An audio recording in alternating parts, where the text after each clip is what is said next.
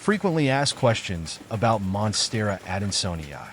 Hi, I'm Ferbvu, and I'm here to answer your questions about Monstera Adansonii. This plant, also known as the Swiss cheese vine plant, is a favorite among indoor gardeners. Its unique appearance and easy care make it a popular choice. Let's dive into some common questions. What is Monstera Adansonii? Monstera Adansonii is a tropical plant native to Central and South America. It's known for its distinctive leaves, which have natural holes or fenestrations. This feature gives it the nickname Swiss cheese vine plant. The plant belongs to the Araceae family and is closely related to Monstera deliciosa. How do I care for Monstera Adansonii? Caring for Monstera Adansonii is relatively easy, making it ideal for both beginners and experienced plant enthusiasts. Light requirements. Monstera Adansonii thrives in bright, indirect light. Direct sunlight can scorch its leaves, while too little light can slow its growth. An east or west-facing window with filtered light works well. Watering needs. Water your Monstera Adansonii when the top inch of soil feels dry. Overwatering can lead to root rot, so ensure the pot has good drainage. In the growing season, water more frequently and reduce watering in the winter. Humidity and temperature. This plant loves humidity. Aim for a humidity level of 60% or higher. If your home is dry, consider using a humidifier or placing the plant on a humidity tray. The ideal temperature range is between 65 to 80 degrees Fahrenheit, 18 to 27 degrees Celsius. Soil and fertilizer. Use a well-draining potting mix, such as one designed for aeroids or a mix of peat, perlite, and orchid bark. Fertilize monthly during the growing season with a balanced, water-soluble fertilizer diluted to half strength. How does Monstera Adansonii compare to Monstera deliciosa? While both Monstera Adansonii and Monstera deliciosa are from the same family, they have some differences. Leaf structure. Monstera deliciosa has larger leaves with more pronounced splits and holes as it matures. In contrast, Monstera Adansonii has smaller, more elongated leaves with oval-shaped holes. Growth habit. Monstera Adansonii tends to climb more than Monstera deliciosa, making it suitable for hanging baskets or training up a moss pole.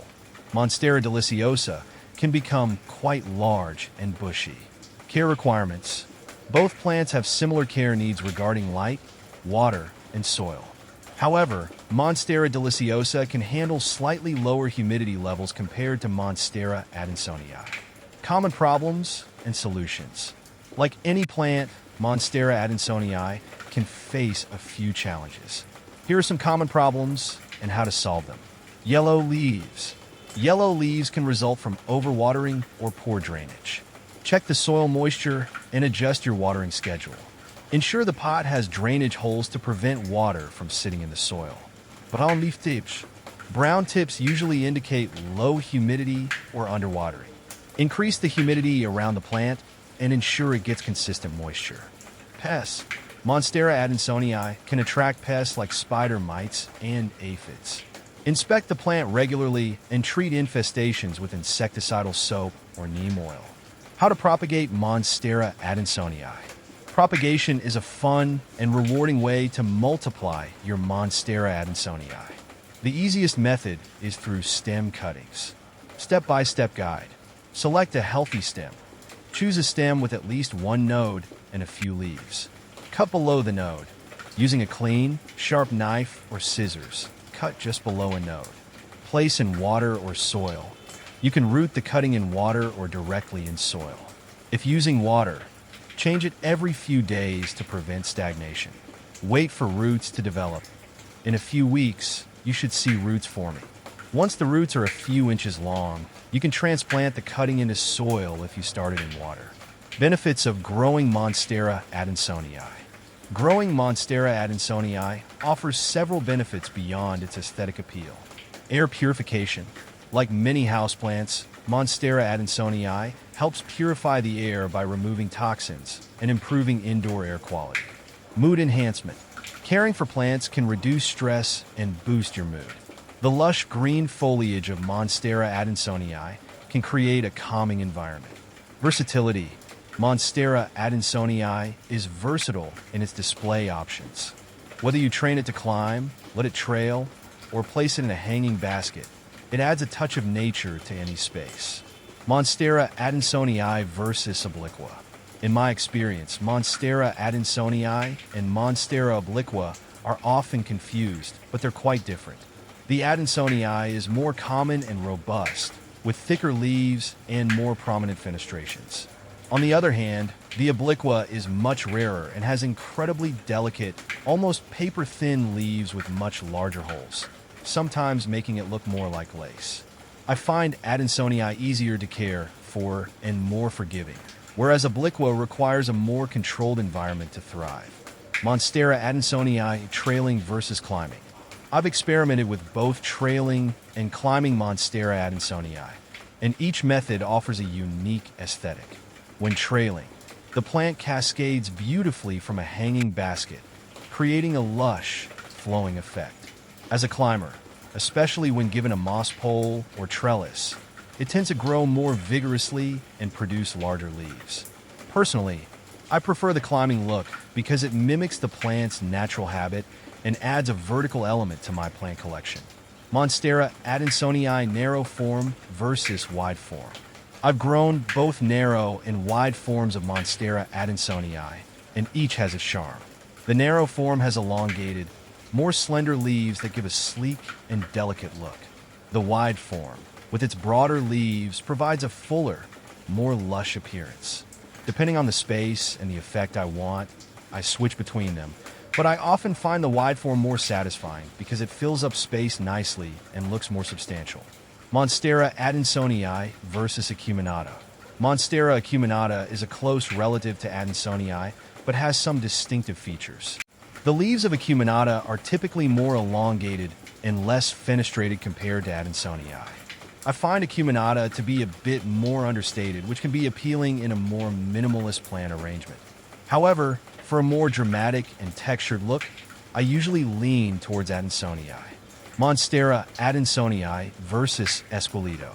When it comes to Monstera Esqueleto, its name, meaning skeleton, truly describes its appearance. The fenestrations on Esqueleto are more exaggerated, giving it an almost skeletal structure. This makes it stand out even more than the Adansonii. While both are stunning, I prefer Esqueleto for its unique and striking appearance, though it can be more challenging to find and care for. Monstera Adansonii versus Laniata. Monstera laniata and Adansonii are often confused, but I've noticed that Laniata tends to have larger, more elongated leaves with less frequent but larger fenestrations. Laniata feels like a more dramatic version of Adansonii. When I want to make a statement with fewer plants, Laniata is my go-to. For filling up a space with lots of greenery, Adansonii wins. Monstera Adansonii versus Philodendron.